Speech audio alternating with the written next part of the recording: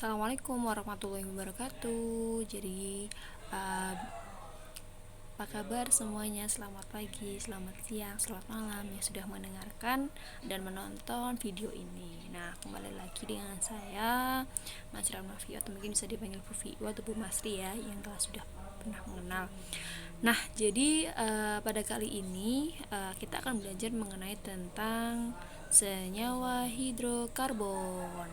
Nah, mungkin sudah ada pengantar ya di awal tadi.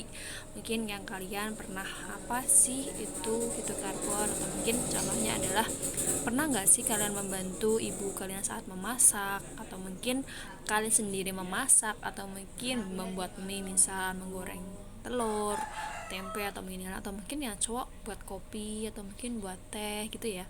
Jadi karena nggak asing lah dengan hal itu. Nah, pernah nggak sih kalian berpikir penyusun utama gas LPG itu apa gitu ya, atau mungkin apa ya yang membuat penyusun gas LPG itu.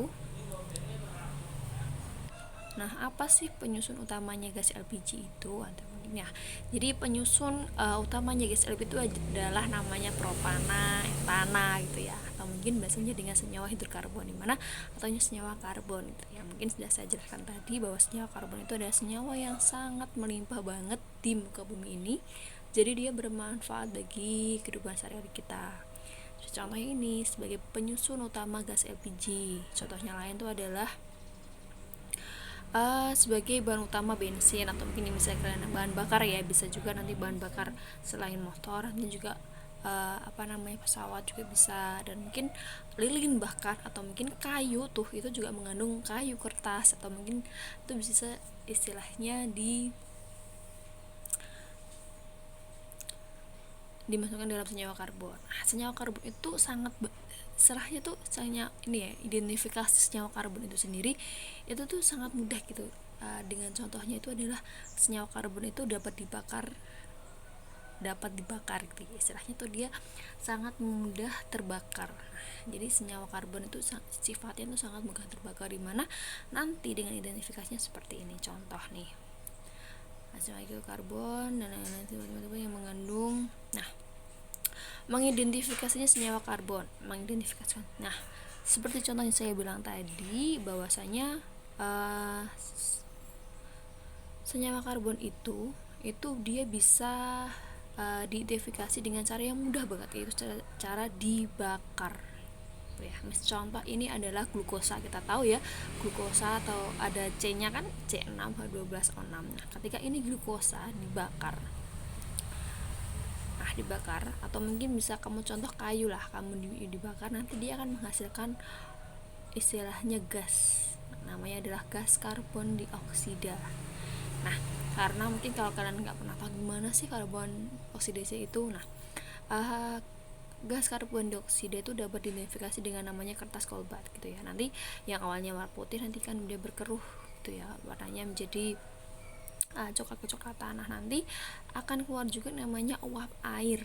Nah, ketika mungkin kalau kamu pernah melihat contoh ketika mungkin bakar kayu gitu ya, itu kan bisa keluar asap kan. Sama mungkin kalau kalian amati di kayunya itu ada kayak istilahnya airnya gitu ya, di misalnya di baranya itu, di yang belum terbakar itu tuh nanti kayak ada air yang keluar gitu ya, itu tuh merupakan uap airnya.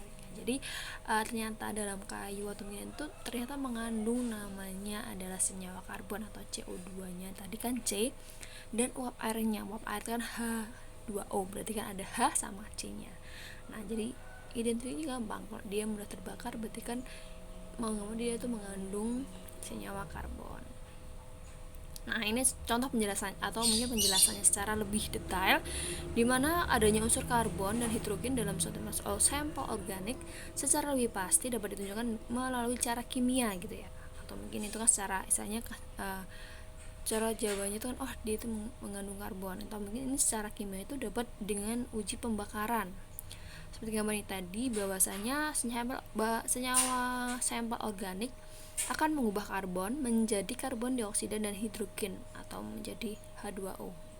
Nah, di mana gas karbon dioksida ini dapat dikenali dengan berdasarkan sifatnya yang mengeruhkan air kapur, sedangkan air dapat dikenalikan dengan kristal kolbat gitu ya, yang mengubah warna kolbat menjadi warnanya biru menjadi pink. Oke, lanjut. Nah, dari kekhasan atom sendiri. Nah, dari ternyata sifat-sifat yang mungkin sudah saya tanyakan tadi di grup, apa aja sih kekhasan atom karbon ini, kok bisa dia tuh bisa menghasilkan yang melimpah gitu ya. Jadi apa namanya, kekhasan atom karbon itu ada 3. Yang pertama itu atom karbon memiliki 4 elektron valensi. Kita lihat dari berdasarkan kalau lihat SPU dulu waktu kelas 10 semester 1 ya kan, kalian pernah mengamati elektron valensi itu sendiri kan diambil dari nomor atomnya, kemudian elektron yang paling terluar, nah itu dia sebesar 4. Nah, konfigurasi elektronnya, nah ada C6 berarti kan 2 sama 4 gitu ya, berarti kan dia memiliki 4 elektron valensi. Atau misal digambarkan dengan struktur Lewis seperti ini atau dot Lewis. Nah, ini ada titik-titik 4, atau mungkin bisa digambar dengan tangan. Nah, tangan ikatan bahasanya itu adalah tangan karena dia bentuknya garis-garis gitu. Dia memiliki 4 tangan, atau biasanya disebut dengan cicak gitu ya. Cicak kan nggak mungkin tangan, kalau cicak kaki gitu ya. Cicak, kakinya 4, tangannya 4, seperti itu ya. Maksudnya cicak ini biar lebih enak penghafalannya. Nah, selain itu, atom karbon relatif kecil. Atom karbon mempunyai dua kulit atom sehingga jari-jari atomnya relatif kecil. Nah, yang ketiga dapat membentuk ikatan antar atom C sehingga membentuk rantai C. Nah, jadi ini yang sangat spesial juga. Rantai atom C itu dia bisa berikatan dengan dirinya sendiri dan juga berikatan dengan yang lain. Ya, nah, jadi atom C itu dia tuh bisa membentuk antar atom C, sehingga membentuk rantai atom C, dan dia juga bisa berikatan dengan yang lainnya. Nah, ini C1 dia bisa berikatan loh. Dia bisa berikatan dengan yang lainnya. Sehingga di sini kan C-nya ada 1, 2, 3, 4, 5. Nanti disebut dengan C5. Gitu ya.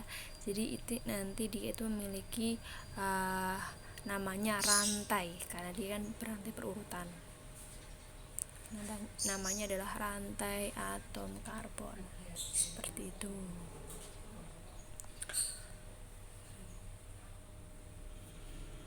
Itu ya. Nah, ada juga namanya posisi atom karbon. Setelah kita kekhasan atom karbon, kita masuk ke posisi atom karbon ini. Maaf ya, mungkin ada suara-suara yang di belakang. Mohon maaf, mungkin sudah jelas suara saya. Posisi atom karbon sendiri. Nah, di sini itu kan ada beberapa ini ya, ada namanya primer, atau mungkin kalian pernah dulu mendengar primer, sekunder, kuaterner, tersier gitu ya. Nah, ini kita bahas lagi di kimia. Namanya primer berarti yang pertama gitu ya. Istilahnya itu adalah bahasanya bukan nomor atom C yang pertama, bukan. Maksudnya adalah atom karbon yang terikat langsung pada satu atom karbon yang lainnya. Istilahnya primer itu dia berikatan dengan satu atom karbon yang lain. Jadi dia cuma berikatan dengan satu atom C doang. Berarti mana? Di sini ini. Kenapa ini? Karena dia cuma berikatan dengan yang sebelahnya. Dia cuma satu. Yang kedua, sekunder. Sekunder berarti artinya dia berikatan langsung pada dua atom karbon yang lain. Berarti dia berikatan dengan dua atom karbon yang lain. Berarti mana? Di sini. Nah, ini ada kata sekunder ya. Berarti dia berikatan yang mana? Dengan ini dan ini. Dua atom C. Kemudian tersier gimana? Tersier berarti ketiga, berarti dia berikatan dengan 3 atom C yang lain. Berarti mana? Ini. Ya, ini ya, tersier warnanya merah ini kan. Nah, ini dia berikatan dengan apa? 1, 2, 3. Ya, 1, 2, dan 3. Kemudian yang atom karbon kuaterner atau yang keempat, berarti di atau mungkin yang keempat, atom karbon yang keempat itu atom karbon quaternary, di mana dia berikatan langsung dengan 4 atom karbon yang lain. Berarti yang mana? Yang ini. Kenapa? Karena dia berikatan dengan 1, 2, 3, 4. Jadi dia berikatan dengan 4 atom karbon yang lain. Gitu ya. Paham? Saya kira ini semoga paham. Mungkin pembahasannya sampai itu dulu, sampai posisi C. Nah, mungkin untuk tugasnya ini opsional gitu ya. Kalian mau mencatat silahkan, tidak mencatat juga silahkan gitu ya. Saya memutuskan karena masih awal-awal, ini masih mudah, jadi materi hidrokarbon itu sangat mudah gitu ya, karena memang sangat, istilahnya sangat dekat dengan kehidupan sehari-hari kita, jadi itu pengingatannya tuh sangat mudah banget. Jadi materi ini tuh kalau kalian istilahnya kalian bisa aktif, kita bisa interaksi, itu materinya sangat mudah gitu ya, karena karena materi ini tuh asyiknya tuh bisa berkaitan langsung dengan kehidupan sehari. Kita bisa membayangkan langsung gitu loh, karena ternyata ini nih mengandung ini, jadi gitu. Jadi untuk tugasnya opsional, silahkan kalian bisa ditulis atau mungkin diringkas sendiri, silahkan, tidak juga tidak apa-apa. Oke, begitu ya. Terima kasih. Sekian dari saya. Wassalamualaikum warahmatullahi wabarakatuh.